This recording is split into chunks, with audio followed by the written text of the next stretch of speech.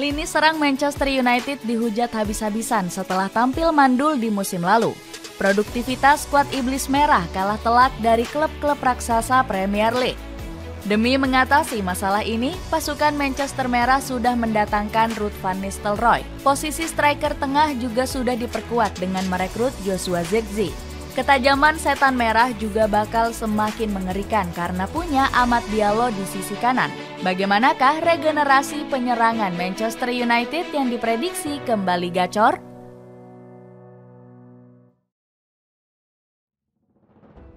Bermain filosofi lebih menyerang. Manchester United dikecam habis-habisan usai punya lini serang mandul di musim lalu. Setan Merah kesulitan menjebol gawang lawan karena cuma mencetak 57 gol. Pasukan Erik ten Hag bahkan mencatat selisih gol -1 karena kebobolan 58 gol. Kesuburan lini serang Manchester United bahkan dikalahkan Newcastle United yang mencetak 85 gol. Koleksi gol Setan Merah di musim lalu juga menurun drastis dibanding musim perdana Ten Hag. Sang pelatih berhasil membawa Setan Merah mencetak 115 gol di musim 2022-2023. Sementara musim 2023-2024, Manchester United hanya sanggup mencetak total 92 gol. Buruknya produktivitas lini serang diduga karena keputusan Ten Hag memilih taktik counter attack. Pasalnya, sang pelatih ingin mengembalikan identitas Setan Merah sebagai raja serangan balik.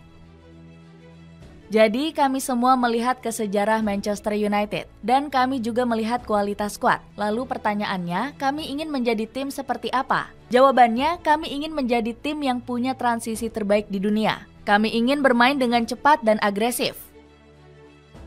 Sayangnya, skema counter attack asuhan Ten Hag malah bikin permainan Setan Merah berantakan. Selain itu, instruksi taktik sang pelatih juga diduga menjadi penyebab badai cedera di musim lalu. Pilihan strategi Ten Hag langsung dikritik tajam oleh Jamie Carragher selaku pandit BBC Sport. Erik ten Hag menyuruh anak asuhnya menekan lawan dengan ketat, tapi bertahan terlalu dalam. Manchester United ingin melakukan dua hal yang mustahil dalam waktu bersamaan, kritik Carragher. Setelah badai di musim lalu, Ineos langsung meminta Erik ten Hag berbenah habis-habisan. Salah satunya dengan meminta sang pelatih bermain skema lebih menyerang di musim depan. Sir Jim Ratcliffe menuntut Setan Merah untuk bermain lebih atraktif dengan taktik penguasaan bola. Sebelumnya, Ineos sempat berencana mencari pelatih anyar yang punya filosofi main cantik. Beberapa nama seperti Kieran McKenna, Thomas Frank, hingga Thomas Tuchel langsung dibidik. Namun, Sir Jim Ratcliffe akhirnya berubah pikiran dengan memilih tetap bersama Ten Hag. Saya percaya bahwa akar masalah di klub ini bukan pada pelatihnya, melainkan lingkungan di dalam klub tempat mereka bekerja. Kami saat ini mencoba membenahi lingkungan di dalam klub ini, ucap Ratcliffe. Untuk mendukung sang pelatih, Ineos langsung mengangkat Jason Wilcox sebagai direktur teknis. Dirinya bakal mengawasi kinerja Ten Hag untuk memainkan filosofi sepak bola menyerang. Wilcox optimis, pelatih asal Belanda ini bisa membawa Setan Merah bermain lebih menghibur. Pasalnya, Ten Hag sudah terbukti punya filosofi penguasaan bola yang hebat di Ajax Amsterdam. Skuad The Jordan bahkan pernah mencapai semifinal Liga Champions bersama pelatih kelahiran Haksbergen ini. Ten Hag sendiri berjanji akan patuh dengan tuntutan Ineos. Klub sudah menentukan gaya bermainnya, jadi Anda harus setuju dengan permintaan tersebut. Perintah itu datang dari pemimpin klub ini. Ineos ingin klub bermain proaktif, dinamis, bermain menyerang, yang selama saya berada di sini selalu kami coba lakukan, tutur Ten Hag. Memanggil striker legendaris menjadi asisten pelatih. Dukungan dari Ineos juga dibuktikan dengan merombak staf kepelatihan Erik ten Hag. Salah satunya dengan merekrut Ruud van Nistelrooy untuk menjadi asisten pelatih anyar. Selain jabatan ini, ex-striker Manchester United ini juga akan menggantikan tugas Benny McCarthy. Alhasil, Van Nistelrooy punya tugas untuk membimbing lini serang Setan Merah. Ketajaman sang pelatih saat masih aktif bermain bakal ditularkan ke para bomber Manchester United. Van Nistelrooy berhasil mencetak 150 gol dari 216 pertandingan selama berseragam Setan Merah. Sentuhan taktik Van Nistelrooy sudah terbukti saat melatih PSV Eindhoven. Selain meraih 2 gelar juara, dirinya juga membawa skuad Boren menjadi klub tersubur di Eredivisie 2022-2023. Erik ten Hag percaya kehadiran Van Nistelrooy bisa membangkitkan ketajaman para striker Setan Merah. Van Nistelrooy adalah manajer yang sangat ambisius dan punya keahlian hebat sebagai manajer. Jadi dia akan membantu tim dan pemain secara individu, ujar ten Hag. Bukan hanya pintar memoles striker, Van Nistelrooy juga lihai merayu pemain muda. Arsenal harus kehilangan wonderkid potensial seperti Cido Obi Martin yang hengkang ke Manchester United. Pemain 16 tahun ini memilih Setan Merah karena dibujuk oleh Van Nistelrooy. Padahal Obi Martin jadi rebutan banyak klub raksasa usai mencetak 32 gol dalam 20 laga di Premier League U18. Wonderkid asal Denmark ini bahkan menolak tawaran gaji yang lebih besar dari Bayern Munchen. Selain itu, kontribusi Van Nistelrooy juga sudah terlihat di sesi latihan Manchester United. Dirinya dengan tegas menuntut para pemain Setan Merah berlari lebih keras di sesi latihan. Van Nistelrooy juga nggak sungkan meneriaki anak asuh Ten Hag saat melakukan kombinasi serangan. Rasmus Højlund.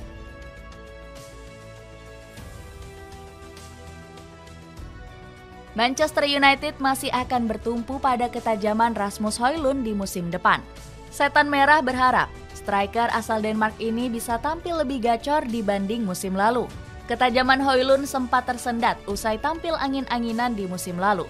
Ex-pemain FC Copenhagen ini bahkan sempat puasa gol dalam 18 pertandingan awal di Liga Inggris. Karir Højlund bersama Setan Merah diprediksi akan gagal oleh Stewart Rapson karena diboyong terlalu mahal.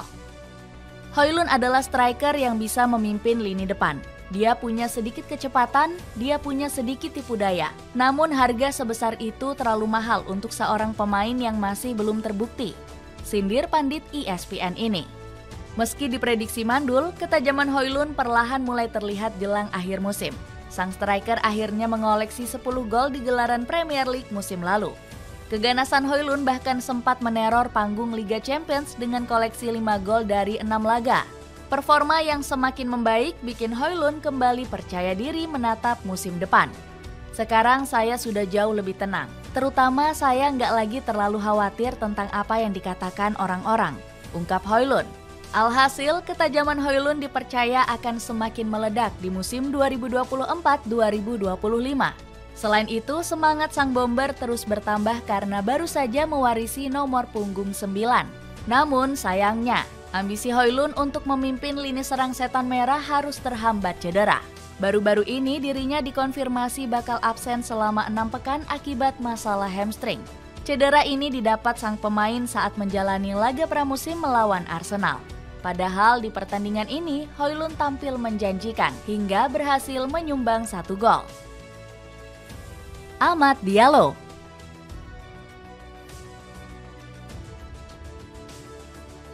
Kemudian ada Amad Diallo yang diprediksi akan menjadi pilihan utama Erik ten Hag di sayap kanan.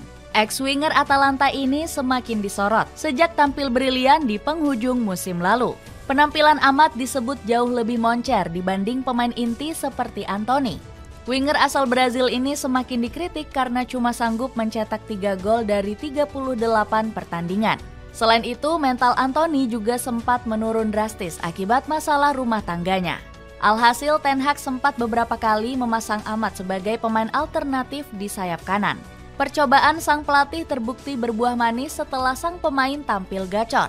Amad mencetak 1 gol dramatis di babak tambahan waktu pada perempat final Piala FA melawan Liverpool. Sontekan kaki kiri winger 22 tahun ini mengantarkan Setan Merah melaju ke semifinal.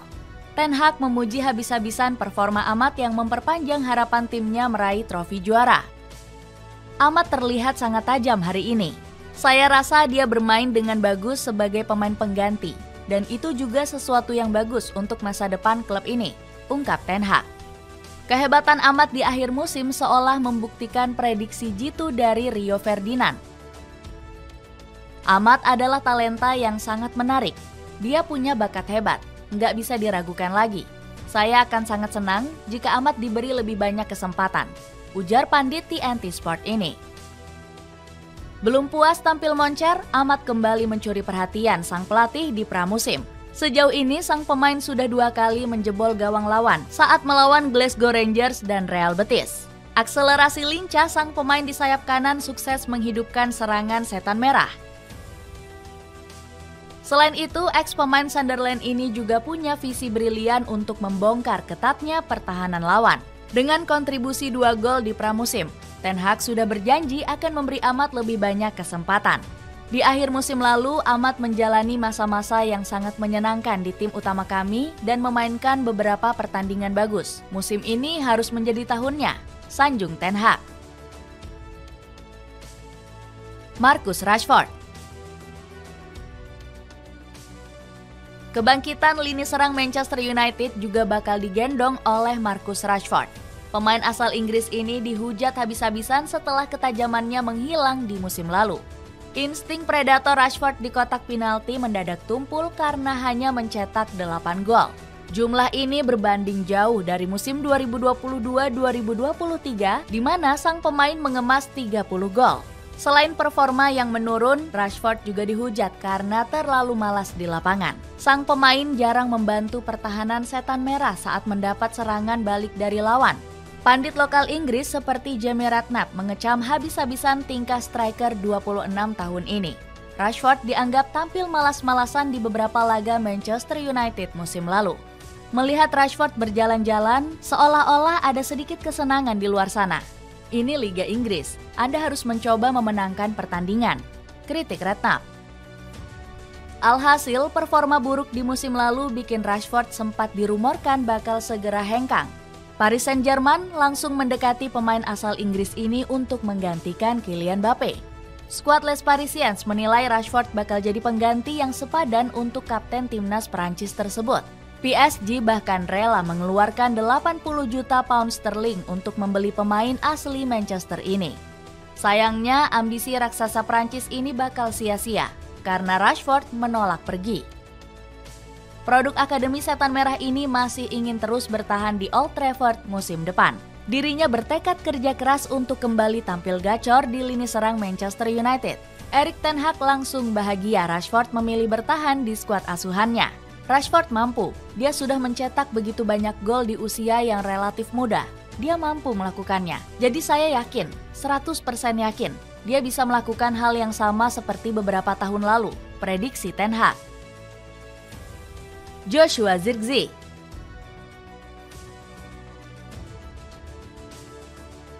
Ketajaman lini serang Manchester United juga akan berharap pada tua Joshua Zirkzee. Sang pemain diprediksi akan langsung menjadi andalan setan merah di laga Community Shield melawan Manchester City. Pasalnya, Rasmus Højlund sebagai bomber utama masih harus menepi akibat cedera.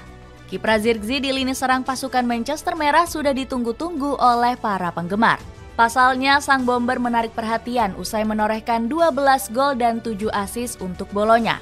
Thiago Motta selaku ex-pelatih bahkan menyamakan talenta sang bomber dengan Ronaldinho. Zirkzee bilang kepada saya jika idolanya adalah Batistuta dan Ibrahimovic. Namun menyaksikannya setiap hari membuat saya teringat pada sosok Ronaldinho, puji Motta.